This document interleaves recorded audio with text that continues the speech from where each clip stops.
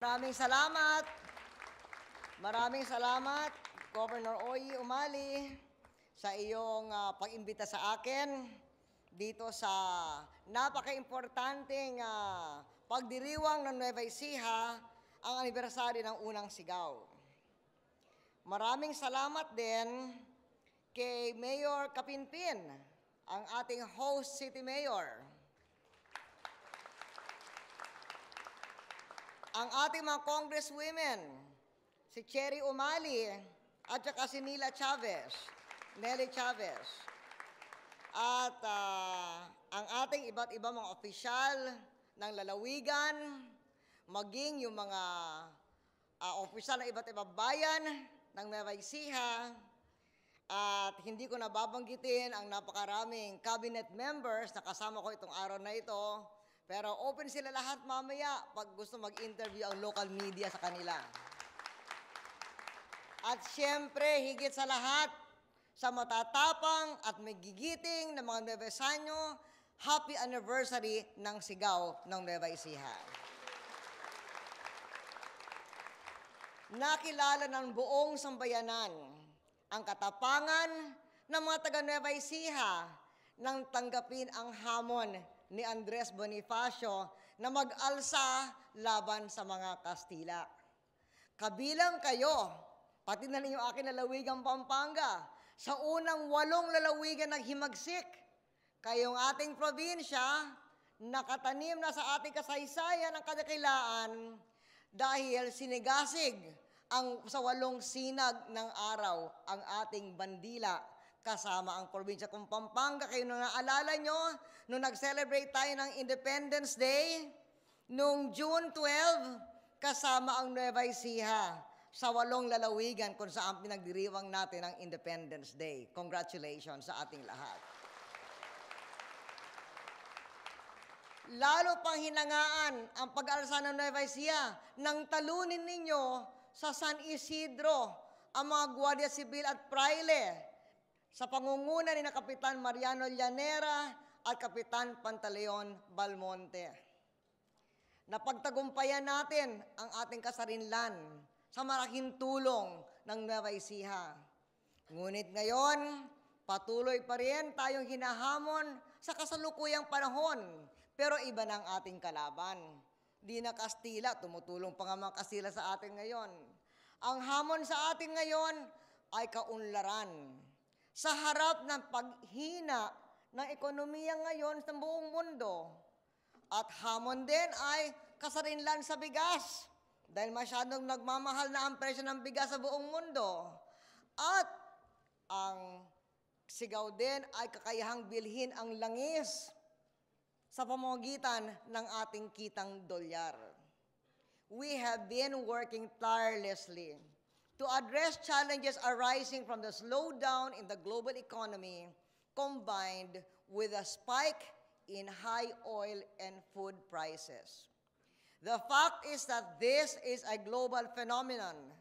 These global forces are causing difficulties for all countries around the world at hindi exempted ang Pilipinas. So we have been working hard to make sure that our country's food supplies remain stable and we put food on the table for every Filipino. At dito sa pagsisikap na ito, napakahalaga ang Nueva Ecija.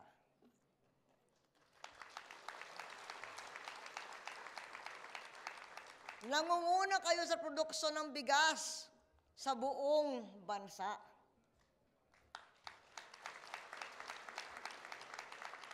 Biniyayaan kayo ng malawak at kapatagan at mayamang lupain na pinanggagalingan ng bigas para sa ating mga kababayan.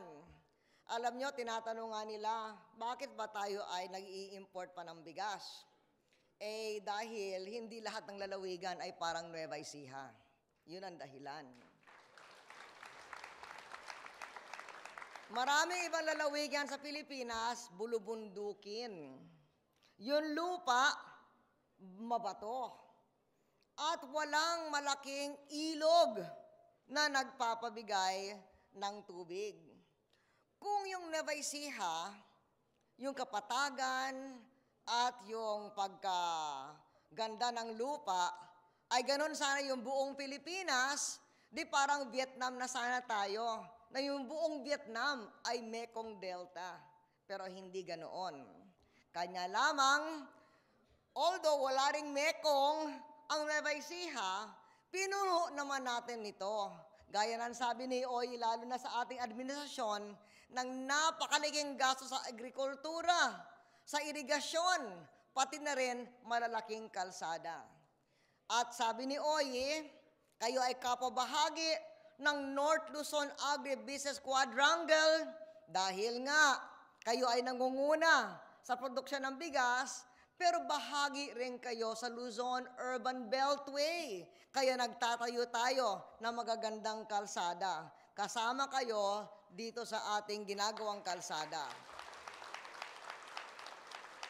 Kanina nga, tinanong ko kay Oy, kumusta na yung ating, yung parang spur, kasi meron tayo napagagandang expressway system mula Tarlac at saka Subic, daan ng Clark, hanggang Metro Manila, may aayusing koneksyon sa North Luzon Expressway hanggang sa C5, diretso na hanggang sa Batangas Port. Pero meron diyang branch, magkocross ng Nueva Ecija hanggang sa Aurora. Tanong ko kay Oy kanina, kumusta na yung kalsadang yon? Sabi ni Oy, ang nagkukulang doon ay yung sa Pantabangan hanggang sa border. Eh, tinatawagan ko na si June F. Dane. Mabuti, kinorekt ako ni Cherry Umali. Sabi nga, nandoon na sa budget ng 2008. Kaya yun ay bahagi ng inyong pagka-Luzon Urban Beltway. Pero hindi lamang yun. Mula 2001, naglagay tayo ng mga bagong patubig para sa 200,000 hektarya para sa Nueva Ecija. Kasama na dito ang Kasiknan at yung Aulo. Noong isang taon nga, wala ako sa malaking pulong na ganito nung sigaw ng Nueva Ecija.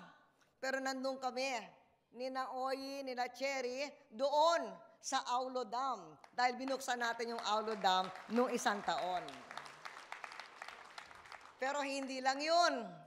Pinapaalala sa akin ni Arte Yap na itong ang mga Irrigators Association President, sila mismo nagsabi, pinabuhay muli natin yung mga lumang patubig sa 15,000 hektarya. In fact, ang ating administrasyon lamang ang nag-repair ng lahat ng irigasyon na napabayaan mula nang sila itinayo.